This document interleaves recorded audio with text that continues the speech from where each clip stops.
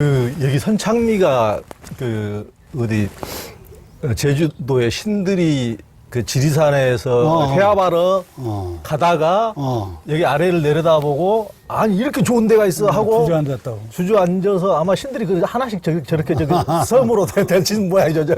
이게 그 주저앉았다는 곳이 이게 선창리. 그러면 여기 선창리 한자가 어떻게 됩니까? 신선선자 번창할자입니다. 아, 그러니까 그 신선이구만요. 그 신선들이 날아가다가.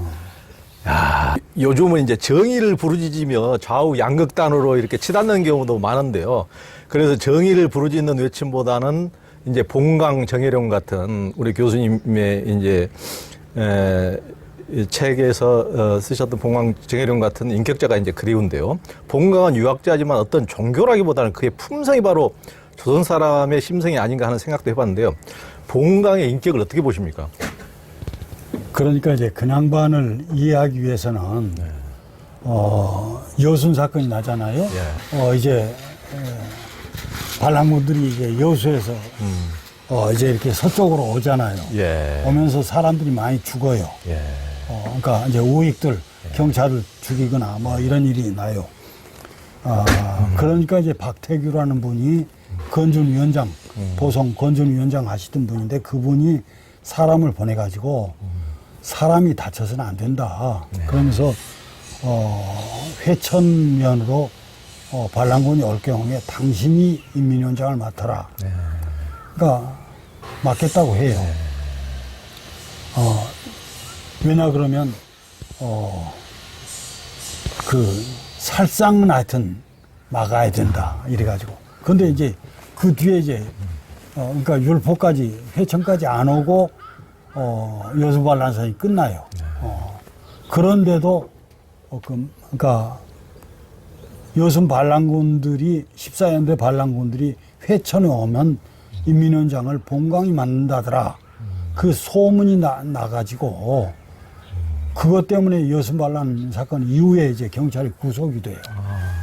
그런데 그런 고초를 겪고도 그 다음에 이제 한국 전쟁이 나가지고 인민군들이 들어오잖아요.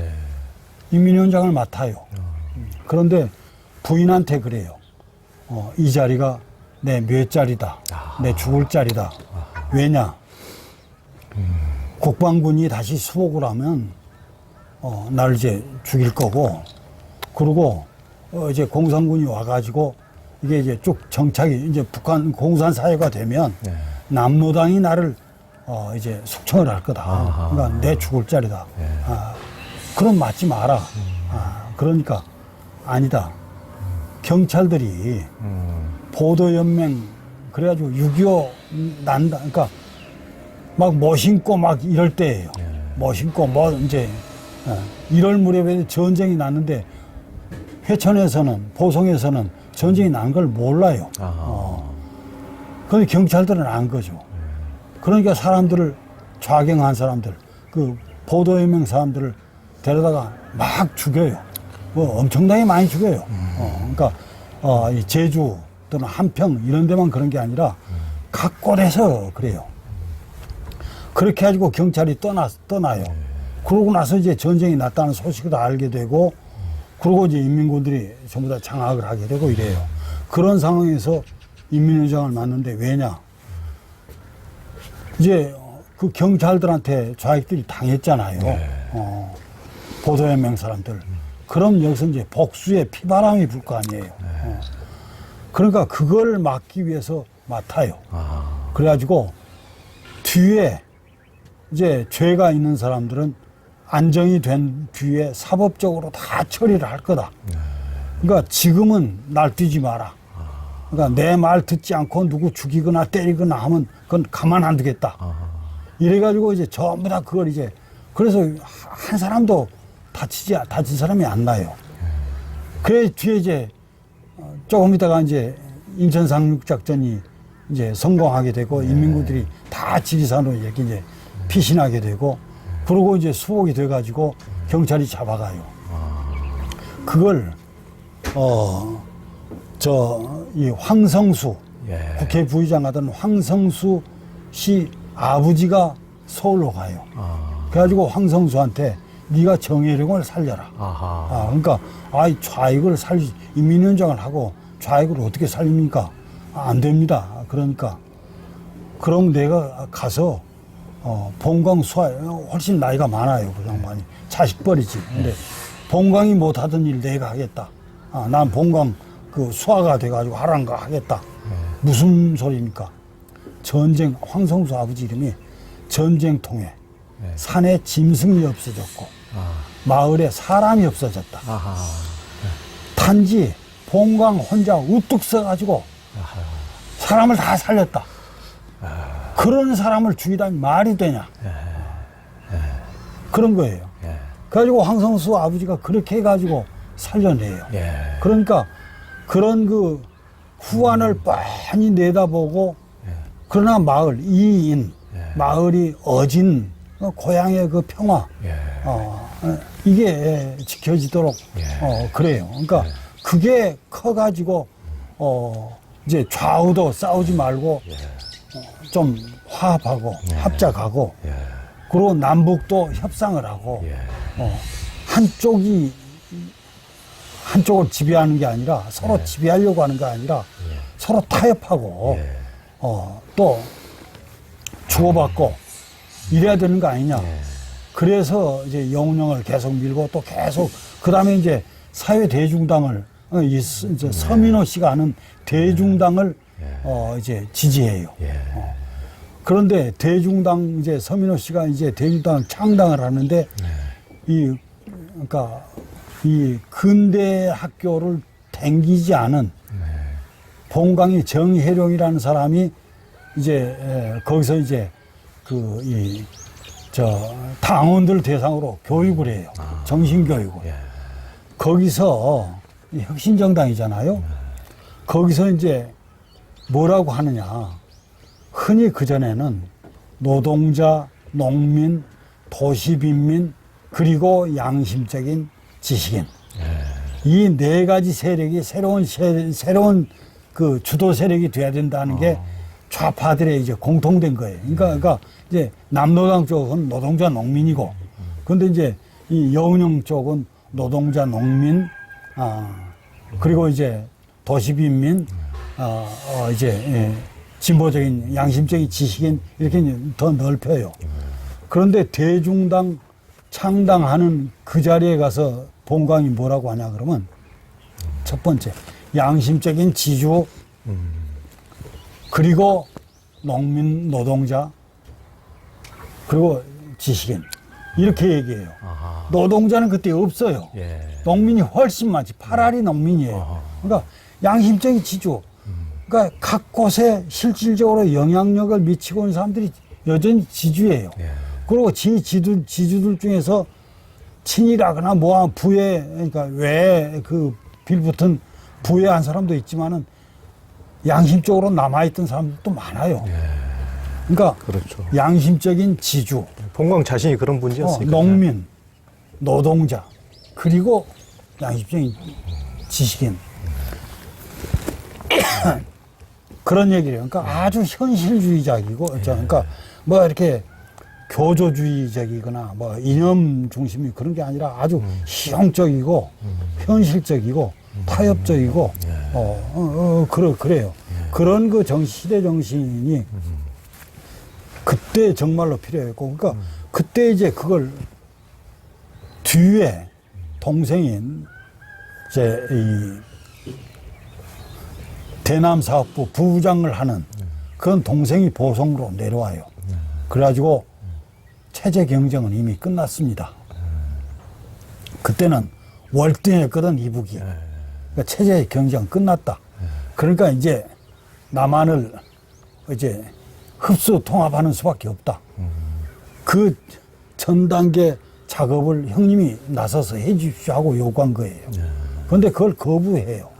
이데올로기도 다를 뿐만 아니라 너하고는 이데올로기도 그전에 다를 뿐만 아니라 한쪽을 그렇게 흡수하거나 그러면 이쪽 사람들 자존심이 뭐가 되냐. 그렇게 통합하는 것이 아니다. 그리고 나는 너 도움을 못 주겠다. 그러고 이제 거부를 해요. 그런데 보니까 정말로 둘 데 없는 동생인데 가면 이제 당할 것 같아요. 그러니까 동생이 계속 가지고 눈물이 그렁그렁 해가지고 이대로 갈 수는 없습니다. 알았다. 그러면 내 아들을 데려가거라. 근데 아주 평생을 그 아들을 보낸 거, 동생 때문에 가서 동생이 당할 걸 두려워가지고 아들을 보낸 걸 후회했고, 그 이제 뒤에 이제 그 교육을 받고 아들이 내려와요. 그 난수표를 딱 뺏어버려요. 난수표를 자기가 쥐고 그런 짓거리 하지 마라. 그러나 이제 뒤에 밝혀져가지고 다 이제 그야말로 풍비박산이 나는데, 그러니까 그런 타협하고, 그러니까 리인 정신, 이인 정신, 마을이 이제 인자로운 그런 마을이 되게 하는 거. 그러니까 수신제가 치국평천하라고 하는데 수신제가 리인, 치국평천하. 리인, 그러니까 그 각 마을에 어떤 공동체 갖고 돼서 그런 어떤 조화, 통합 이런 걸 모색하는 거. 그게 저 본강의 그 정신이고 그런 것이 이 시대에 꼭 필요한 것이 아닌가 그런 생각을 해요. 그러네요. 그러니까 이념만이 있고 인간은 없는 그런 게 그때도 그 많은 사람을 죽였고 이제 지금 시대도 거기 자기 옳은 그래요. 것만 있고 자기 정의만 있지 인간에 대한 어떤 사랑과 자비라든가 정말 연민이랄까 참 그런 마음이 없이 너무 이렇게 날카롭게 자기 주장만 이제 하는 시대 아닙니까? 그래서 참 그 본관 같은 그런 인품, 그래 그분 이제 공덕비를 나중에 세울 때도 그분을 평생 감시하고 핍박했던 형사가 가장 앞장서서 그분이 공덕비를 세웠다는. 그러니까 자기가 그분 뒤를 캐고 다녀 보니까 그분이 그런 인품을 가진 사람이 세상에 없는 분이라는 것을 절절히 느껴서 참 이제 그런 이제 그 인품도 그렇지만은 근로인민당 그 정신이 그러니까 이제 자유당 치하에서는 이승만 체제에서는 여운형도 하여튼 무조건 박헌영하고 같이 몰아쳐야 돼요. 그런데 가만히 본강을 보니까 그건 절대 그건 아니에요. 근데 여운형 사상이 그렇거든요. 여운형도 그 통합주의자지 아니에요. 그러니까 이제 이거 그 중간지대라는 게 따로 있다는 걸 이제 형사도 알게 된 거죠. 그러니까요. 참 한국처럼 이제 이념 갈등, 남녀 갈등, 노소 갈등, 지역 갈등 이렇게 갈등이 이제 큰 나라에서 참 소통과 화해, 화합이 쉽지 않은데요. 교수님께서 보시기에는 그럼에도 우리가 소통하고 화해하고 화합하려면 무엇이 필요하다고 보십니까? 그런데 지금 이제 우리나라가 좌우로 쫙 갈려 있다. 이걸 이제 그 비판적으로 많이 얘기를 해요. 그런데 그거 아니에요. 그러니까 대단히 바람직한 현상이에요.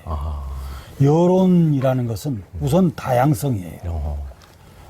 그러니까 극좌부터 극우까지 다양해야 돼요. 우리 60년대까지만 하더라도 모든 신문의 톱은 다 같았어요. 말이 안 되는 얘기예요. 다 이해관계가 다른데. 그러니까 지금 뭐냐 그러면 한겨레 신문, 경향신문 있고 조선일보, 동아일보가 있고 이 신문들이 지편만 들고 욕하는 데 아니에요. 한겨레가 있어야 돼요. 경향도 있어야 되고 또 동아도 있어야 되고 조선도 있어야 돼요.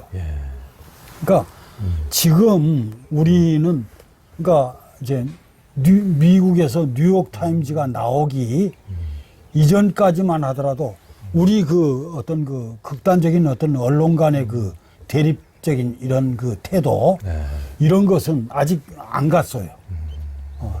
1896년 이전 단계 미국 단계보다 안 갔어요. 그때는 미국 언론들은 뉴욕타임즈가 나오기 전까지는 앞에다가 수식어를 붙여요. 국회의원들이 연설을 하잖아요. 거짓말쟁이 누가, 그 아주 호색한 누가 그렇게 얘기를 해요. 그러면서 가령 열변을 토했다. 이제 자기 편이면 그렇게 열변을 토해대고 한데 야만스럽게 침을 튀겨가면서 그 국회라는 그 토론회 장을 모욕시켰다. 예. 똑같은 사람이 국회의원이 연설을 하는데 전혀 다르게 했어요. 예. 그러니까 그런데 식상해가지고 뉴욕타임즈가 나와서 아주 우리는 탈정치적인 그 객관 보도만 하겠다. 예. 그렇게 된 거예요. 그러니까 이제 우리는 그냥 6.25 이후에 한쪽은 완전히 그냥 없애야 될 그런 걸로 좌는 없애야 되고 예. 이래야 되는 건데 이제 좌가 생겼어요. 예. 좌가 먼저 다원화되고 있어요. 그러니까 정의당도 있고 또 진보당도 있고 정의당도 있고 민주당도 있고 또 한겨레도 있고 경향도 있고 이제 우도 지금도 이제 우도 이제 뭐 여러 신문이 이제 더 많죠. 거기 이제 세계일보, 뭐 국민일보 이제 종교를 바탕으로 그런 신문도 있고 이게 갖춰져야 돼요. 우리가 이제 더 뭐냐 그러면 이제 앞으로 나가려면 뭐냐 그러면 중도 정당이 있어야 되고 중도를 바탕으로 두고 있는 그러니까 수도권 중산층 예. 이런 사람들을 바탕으로 둔 그 어떤 탈정치적인 그런 신문 방송 이런 것들이 나와야 돼요. 지금은 이제 그게 그 중간이 나오지 않고 유튜브도 어느 한쪽을 편을 막 들면 들수록 돈이 더 들어와요. 그러니까 우리가 이제 그래요. 그러나 우리 사회가 엄청나게 달라지고 있는 게 뭐냐 그러면 서울에서 수도권에서 선거하는 걸 보잖아요. 어쩔 때는 서울을 그냥 전 지역구를 구청장을 전부 다 민주당이 강남 3구만 빼놓고는 그냥 다 해버려요. 한때는 뭐 저 강남구까지도 막 서초구인가 어디까지도 그 민주당이 했잖아요. 어쩔 때는 보면 싹 그냥 그 보수당 쪽에서 보수정당 쪽에서 다 이제 판가리를 해버리고 이래요. 이게 뭐냐 그러면 1000표나 2000표 가지고 당락이 갈리는데 좌우가 35%씩 다 이게 돼 있어요.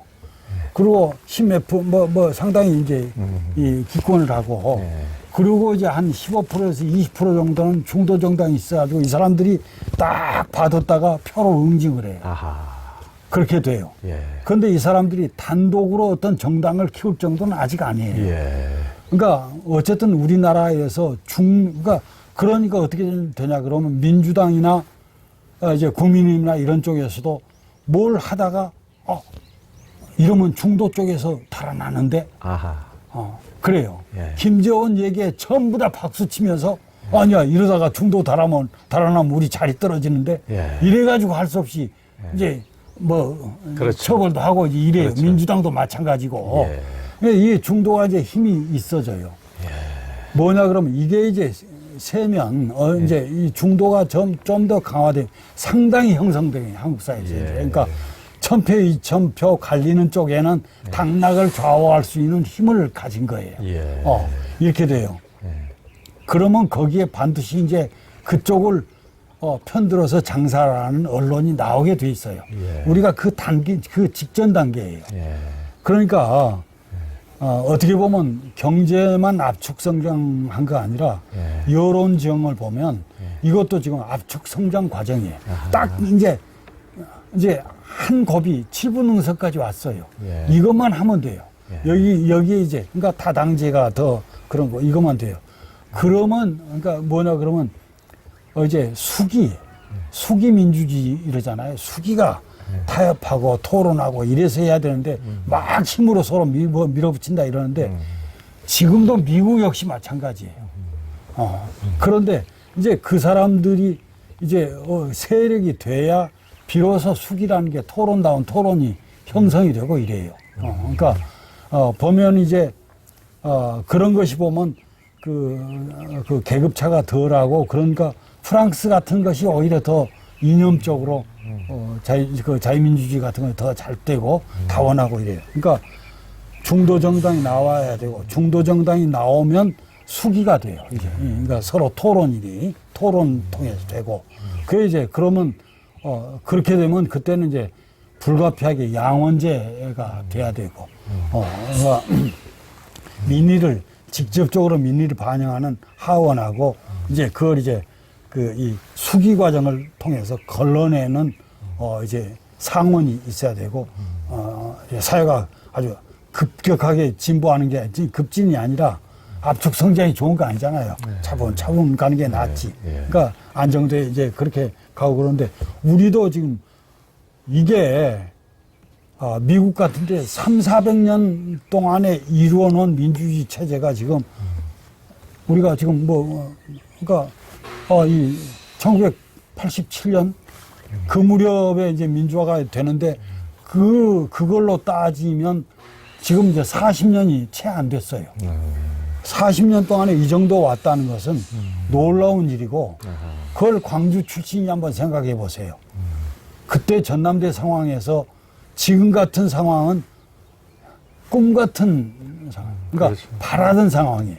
지금 우리가 정말로 그리던 꿈같이 그리던 시대가 온 거예요. 그러니까 여론은 다양해야 되고 이 다양성이 이루어진 거고 여기서 이제 중요한 건 통합이에요.